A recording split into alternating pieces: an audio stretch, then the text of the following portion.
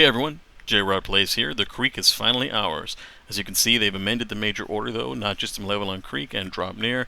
We actually have to protect Ubania from a defense mission, so plenty of samples will be available. And this time around, I want to make sure that everybody understands that this is not necessarily like a requirement. We can still knock out Tibet and then, go through the rest of the planet. But however, the difference is that if we can hold Ubania, we prevent losing progress, and then we prevent losing the Tibet progress because it would be cut off. So the best bet would be definitely to focus on this defend and finally knock out a defend mission, which I think we will, because all the Creekers probably don't know what to do with themselves, so they have no choice but to move down to defend Ubania. And then from there we're going to move over to Tibet and knock out the two remaining planets. That way all the bot planets will be ours, and probably make way for the new faction. This is probably the idea behind pushing everybody to the bot side, is to make way for the new faction.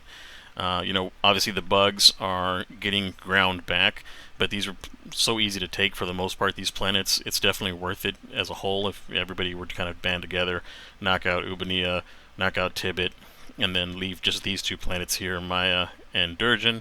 I almost guarantee we're going to have a Defend Malevelon Creek event, and I don't know how we're going to handle that, but that would be pretty sad if they did it, but it's just too juicy for dev to go and say, oh, let's not put a defend on Malevolent Creek once they finally get almost all the planets done.